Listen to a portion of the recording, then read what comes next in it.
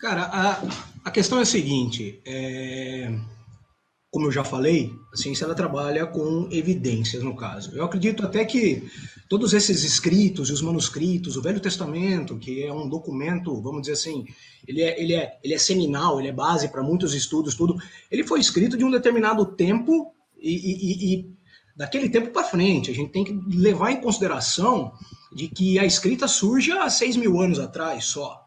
Então, assim, tudo que estava tudo que é anterior a esse período, ele dificilmente ele foi registrado, dificilmente ele foi guardado. Até os primeiros manuscritos eram tábuas de argila, de escrita cuneiforme, babilônica, sumérica. Muitas já se perderam.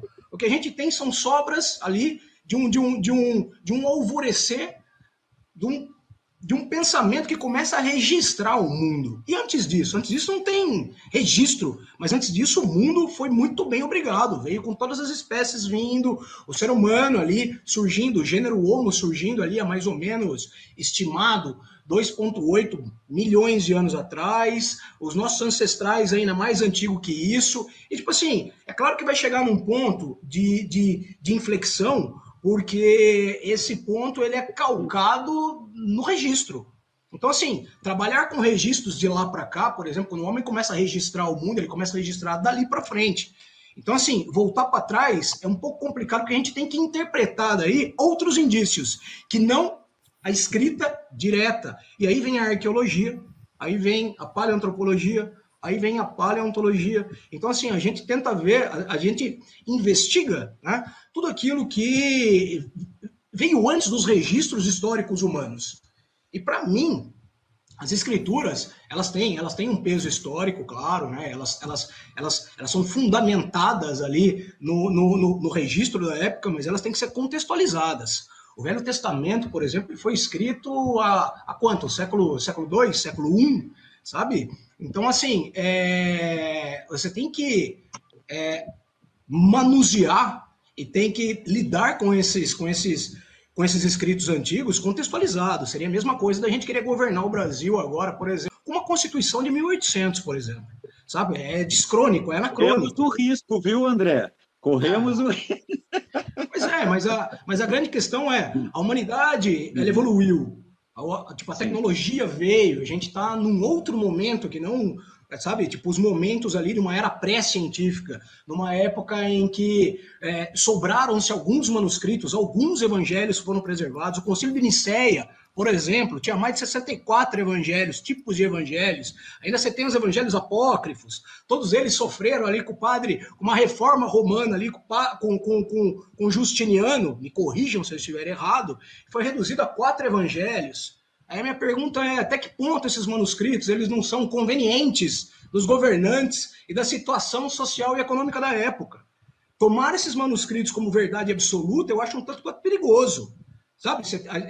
Tem que se fazer uma leitura crítica, tem que se voltar e analisar o contexto político-social da época. Se a Bíblia tivesse vindo do céu, o Velho Testamento, o Antigo Testamento, num facho de luz, cara, tudo bem. Eu calaria minha boca e aceitaria, leria de cabo a rabo e acreditava em todas as palavras, mas não é assim. Para mim é um telefone sem fio fragmentado, ele serve para muita coisa, mas tomar aquilo como uma verdade linear da história e tentar encaixar o momento em que vivemos, os escritos que foram feitos na época de Cristo, por exemplo, cara, eu acho isso um tanto quanto perigoso e eu acho que não deve ser aplicado. Se a Bíblia tivesse vindo do céu, o Velho Testamento, o Antigo Testamento, num facho de luz, cara, tudo bem. Eu calaria minha boca e aceitaria, leria de cabo a rabo e acreditava em todas as palavras, mas não é assim. Para mim é um telefone sem fio fragmentado, ele serve para muita coisa, mas tomar aquilo como uma verdade linear da história e tentar encaixar o momento em que vivemos, os escritos que foram feitos na época de Cristo, por exemplo, cara, eu acho isso um tanto quanto perigoso e eu acho que não deve ser aplicado. Bom, você ouviu o comentário aí do grande estudioso, certo? Ele disse que nós não podemos confiar nos evangelhos, não podemos confiar na Bíblia, porque pode ter sido de proveito circunstancial da época, né? Para liderança, resumindo, para ganhar dinheiro, né? Para ganhar dinheiro, certo? Realmente, todo ser humano, quando ele acha uma brecha para ganhar dinheiro, ele não vai usar, não é só a Bíblia, não. Ele vai usar qualquer coisa para poder ganhar dinheiro. Coisa honesta e desonesta.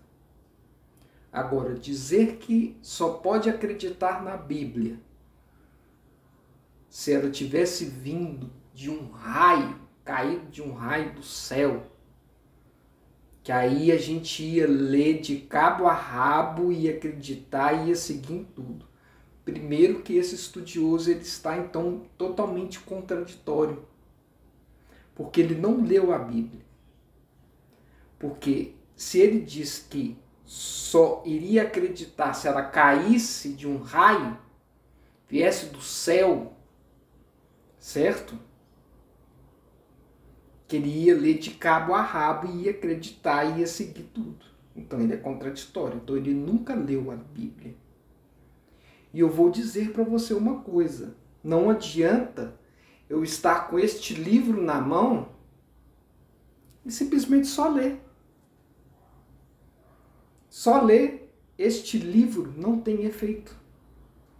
Só ler do nada este livro não tem efeito. Você precisa ter fé. Você precisa ter comunhão com Deus primeiro. Você precisa de orar ao Espírito Santo. É por isso que muitas pessoas, muitas igrejas, a Igreja Católica e muitos estudiosos não creem na Bíblia, creem só no que convém em certas partes da Bíblia, porque não tem comunhão. Certo? Não tem que ter comunhão. Certo? Agora, sobre essa questão de que Bíblia tinha que ter vindo do céu, para a gente poder acreditar nos evangelhos, que o evangelho é muito perigoso, né? De acreditar no evangelho, não é isso mesmo? É muito perigoso. Ele falou, você viu, né? Que o evangelho é muito perigoso de acreditar. Né? Vou até pôr a parte aí para você ver. Me corrijam se eu estiver errado, foi reduzido a 4 evangelhos. Aí a minha pergunta é, até que ponto esses manuscritos eles não são convenientes dos governantes e da situação social e econômica da época? Tomar esses manuscritos como verdade absoluta eu acho um tanto quanto perigoso. Então, o evangelho é muito perigoso, não é? Então, aí tinha que ter vindo do céu, numa rajada de luz, para poder acreditar, certo? Aí então você vem aqui, ó, em 2 Timóteo, certo? No capítulo 3, tem a seguinte instrução. Vamos ler. Toda a Escritura é divinamente inspirada por Deus. Pronto. A Escritura, a Bíblia que você tem na mão, ela é inspirada por Deus. Quem escreveu foi os homens, inspirados pelo Espírito Santo. Não escreveram do jeito que quis vir na cabeça, igual esse estudioso falou, com benefício próprio. É claro que não. E nós temos relatos na Bíblia de que todos que foram contra Deus, como por exemplo Jonas, Balaque, Balaão, eles foram corrigidos quando não fizeram o que Deus inspirou. Ok? Então vamos lá. Toda a Escritura é divinamente inspirada por Deus e proveitosa para ensinar, para redarguir, para corrigir, para instruir em justiça, para que o homem de Deus, olha só, o homem de Deus, para que o homem de Deus seja perfeito e perfeitamente instruído para toda boa obra.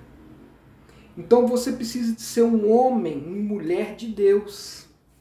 E o que é ser um homem e uma mulher de Deus? Ter relação pessoal com Deus, com Jesus. Não é só chegar lá na livraria, comprar o livro, ficar lendo e tentar ficar ensinando qualquer coisa, não. Entende? Porque a Bíblia, ela é um livro perfeito para instruir na justiça. Se o livro é perfeito para instruir na justiça, até quem não crê em Deus vai ver, poxa, esse livro aqui só ensina coisas verdadeiras, justiça. Só ensina coisas que eu, como ser humano pecador, não dou conta de fazer porque eu estou errado. Eu não dou conta de amar o próximo, eu não dou conta de perdoar, e esse livro ensina isso. Então, como eu vou duvidar de um livro desse? Nenhum outro livro ensina isso. Nenhum outro livro ensina o que a Bíblia ensina. Nenhum. Não adianta vir com um livro de coaching falando que você tem que perdoar o próximo. Mas lá, ele te dá uma condição para você perdoar o próximo. Aqui não. Aqui você tem que perdoar o próximo. Aqui a instrução é perdoe o próximo. Sem condição nenhuma. Porque Deus lhe perdoou. Entende? Agora, a questão dos livros iniciais, Gênesis, Êxodo, os 5 primeiros livros que foram escritos por Moisés, entende? Moisés escreveu esses livros inspirados pelo Espírito Santo. Porque ele tinha comunhão com Deus. Então não adianta você querer continuar ou inserir coisas na Bíblia, que vamos supor que tem condição de inserir coisas na Bíblia, sem você ter uma comunhão com Deus. Não adianta. Não adianta. E a Bíblia, ela não foi formada no Concílio de Nicéia. A Bíblia não foi formada ali. Por uma razão simples, que você vai concordar comigo. Por uma razão simples. Qual que era a Bíblia de Jesus e dos apóstolos no Novo Testamento? Qual que era? Vamos ver aqui qual que era a Bíblia de Jesus e dos apóstolos no Novo Testamento? Vamos ver qual que era. A resposta, a Bíblia que vai te dar, não sou eu. Aqui, ó. Qual que era a Bíblia de Jesus? A Bíblia de Jesus no Novo Testamento. Era o Antigo Testamento. Então a Bíblia tem sido organizada desde o Antigo Testamento pelos próprios autores da Bíblia. E Deus é muito sábio. Se a Bíblia está até hoje em nossas mãos, é porque Deus quer a nossa salvação. E ela está intacta. E ela está fechada. E ela foi organizada conforme as pessoas foram inspiradas pelo Espírito Santo.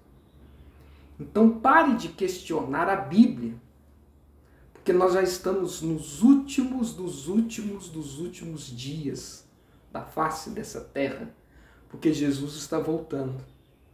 Sabe o que é hora? É hora de aceitar Jesus como Senhor e Salvador de nossas vidas. Porque você sabia que Deus não se preocupa em falar na Bíblia que Ele existe? Não. Deus nunca se preocupou com isso.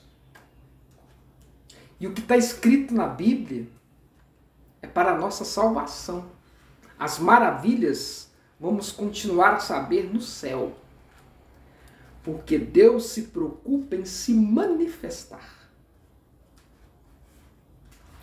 E sabe como que ele se manifesta?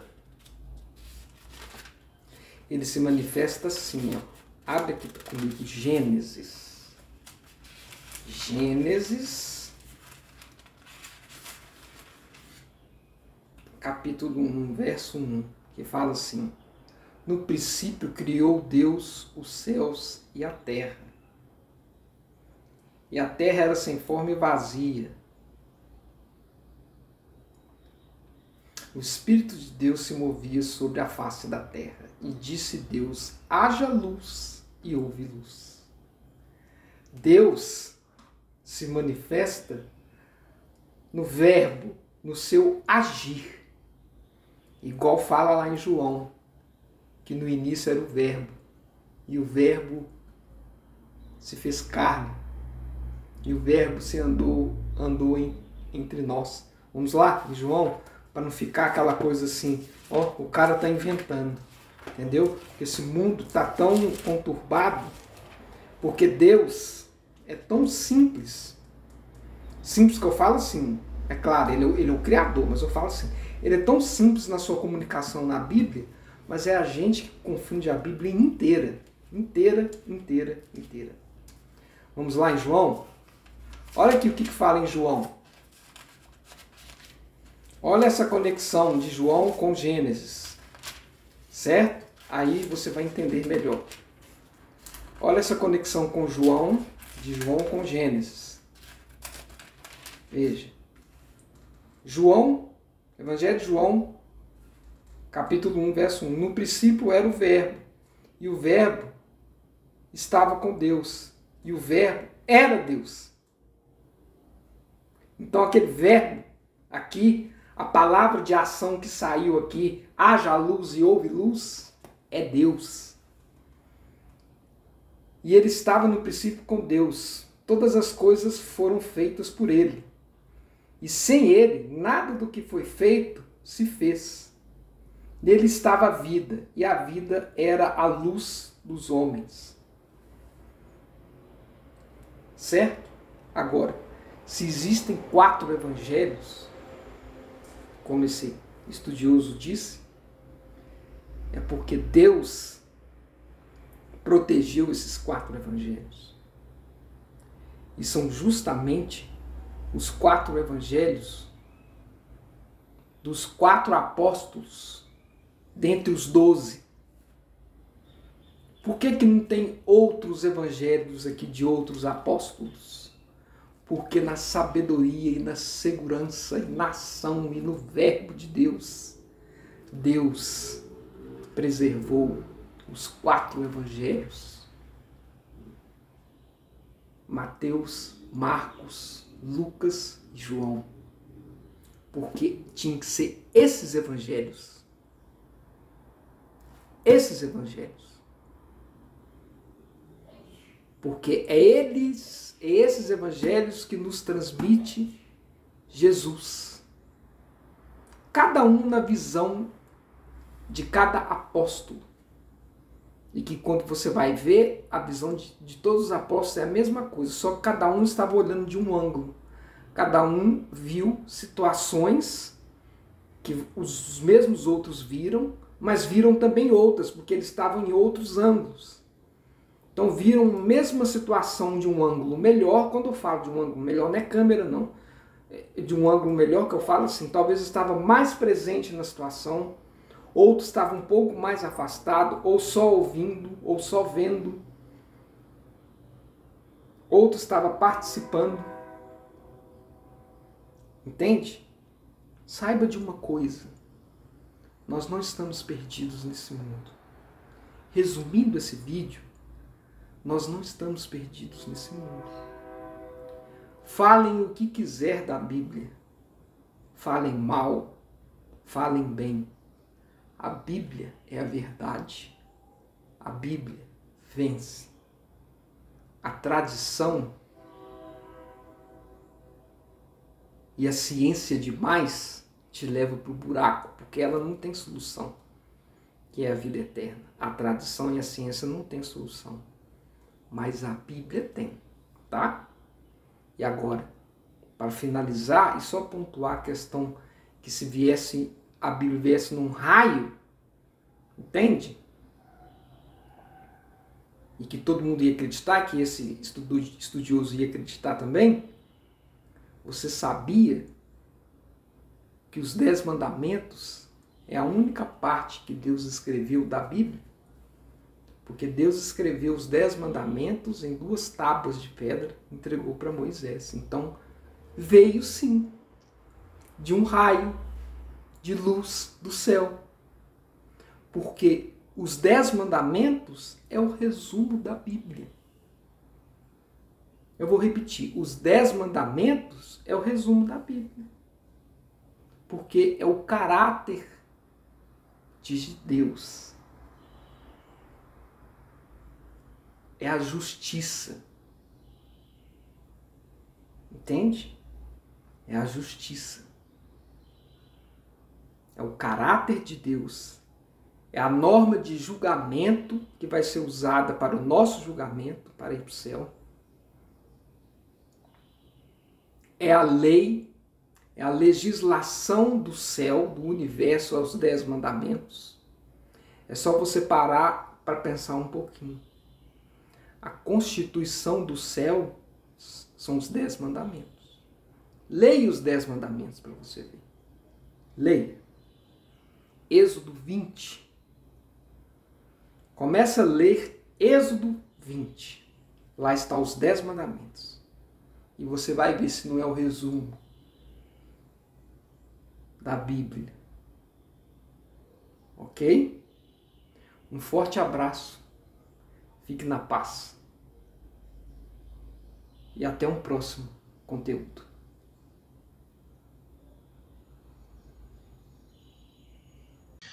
Cara, a questão é a seguinte, como eu já falei, a ciência ela trabalha com evidências, no caso. Eu acredito até que todos esses escritos e os manuscritos, o Velho Testamento, que é um documento, vamos dizer assim, ele é seminal, ele é base para muitos estudos, tudo, ele foi escrito de um determinado tempo e daquele tempo para frente. A gente tem que levar em consideração de que a escrita surge há 6.000 anos atrás só. Então, assim, tudo que estava, tudo que é anterior a esse período, ele dificilmente ele foi registrado, dificilmente ele foi guardado. Até os primeiros manuscritos eram tábuas de argila, de escrita cuneiforme, babilônica, sumérica. Muitas já se perderam. O que a gente tem são sobras ali de um alvorecer, de um pensamento que começa a registrar o mundo. E antes disso não tem registro, mas antes disso o mundo foi muito bem obrigado, veio com todas as espécies vindo, o ser humano ali surgindo, o gênero Homo surgindo ali há mais ou menos, estimado, 2,8 milhões de anos atrás, os nossos ancestrais ainda mais antigo que isso, e tipo assim, é claro que vai chegar num ponto de inflexão, porque esse ponto ele é calcado no registro. Então, assim, trabalhar com registros de lá para cá, por exemplo, quando o homem começa a registrar o mundo, ele começa a registrar dali para frente. Então, assim, voltar para trás é um pouco complicado, porque a gente tem que interpretar daí outros indícios, que não a escrita direta. E aí vem a arqueologia, aí vem a paleoantropologia, aí vem a paleontologia. Então, assim, a gente tenta ver, a gente investiga, né, tudo aquilo que veio antes dos registros históricos humanos. E, para mim, as escrituras, elas têm um peso histórico, claro, né? Elas são fundamentadas ali no registro da época, mas elas têm que ser contextualizadas. O Velho Testamento, por exemplo, foi escrito há quanto? Século II? Século I? Sabe? Então, assim, você tem que manusear e tem que lidar com esses escritos antigos contextualizados. Mas a grande questão é, a humanidade ela evoluiu, a tecnologia veio, a gente está num outro momento que não sabe? Tipo, os momentos ali de uma era pré-científica, numa época em que sobraram-se alguns manuscritos, alguns evangelhos foram preservados. O Concílio de Nicéia, por exemplo, tinha mais de 64 evangelhos, tipos de evangelhos. Ainda você tem os evangelhos apócrifos, todos eles sofreram ali com o padre, uma reforma romana ali com Justiniano, me corrijam se eu estiver errado, foi reduzido a 4 evangelhos. Aí a minha pergunta é, até que ponto esses manuscritos eles não são convenientes dos governantes e da situação social e econômica da época? Tomar esses manuscritos como verdade absoluta eu acho um tanto quanto perigoso. Sabe? Tem que se fazer uma leitura crítica, tem que se voltar e analisar o contexto político-social da época. Se a Bíblia tivesse vindo do céu, o Velho Testamento, o Antigo Testamento, num facho de luz, cara, tudo bem, eu calaria minha boca e aceitaria, leria de cabo a rabo e acreditava em todas as palavras, mas não é assim. Para mim é um telefone sem fio fragmentado, ele serve para muita coisa, mas tomar aquilo como uma verdade linear da história e tentar encaixar o momento em que vivemos, os escritos que foram feitos na época de Cristo, por exemplo, cara, eu acho isso um tanto quanto perigoso e eu acho que não deve ser aplicado. E agora,